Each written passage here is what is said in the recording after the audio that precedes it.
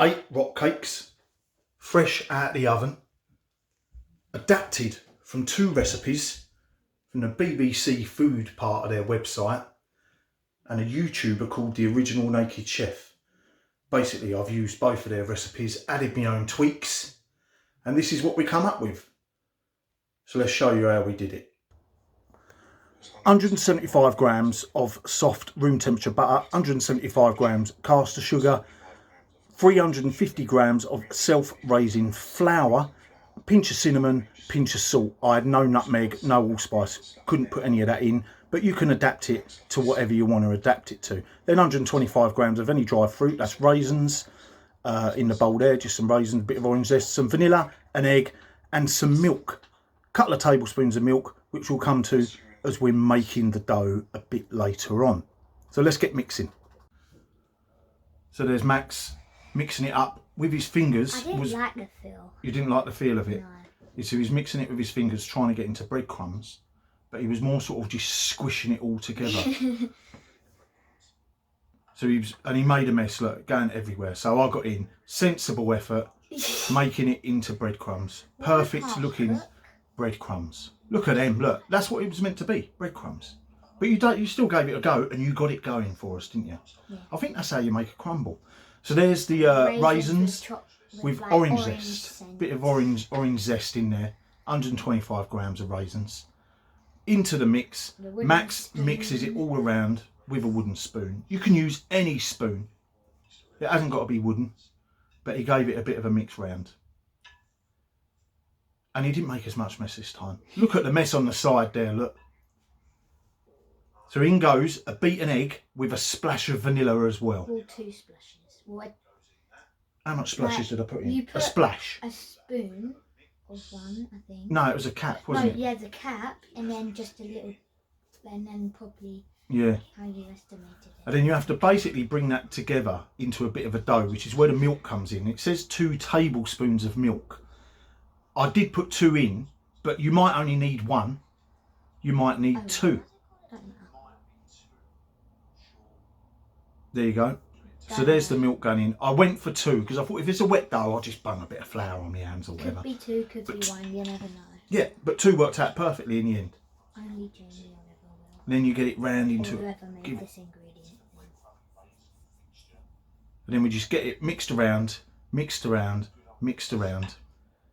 So then I said to Max, get this formed into a dough ball. So Max decided to put on some gloves because he didn't like the feel of it. And it was at this point, I think Max said that he doesn't like raisins as well. So that's when we do the taste test in a minute.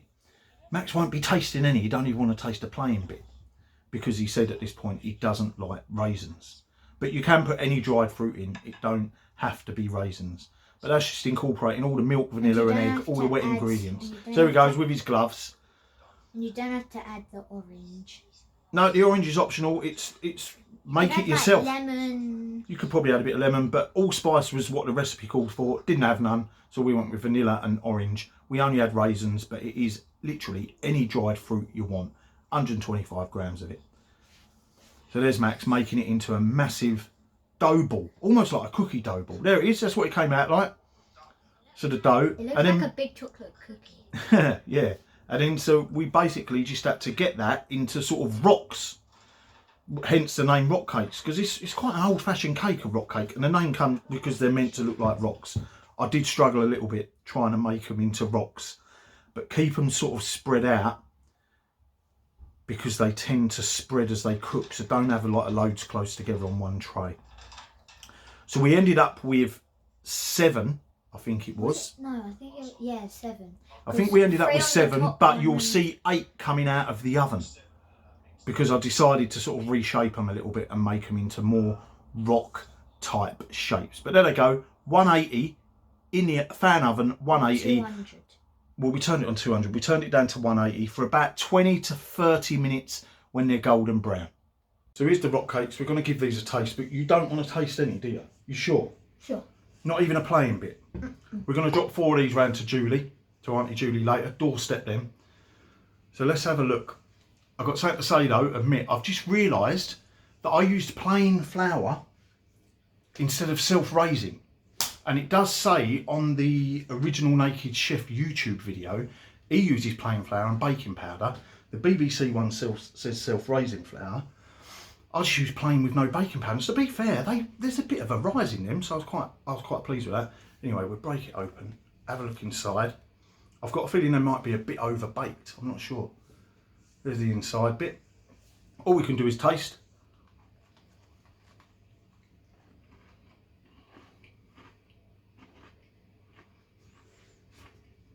Look nice. Mm.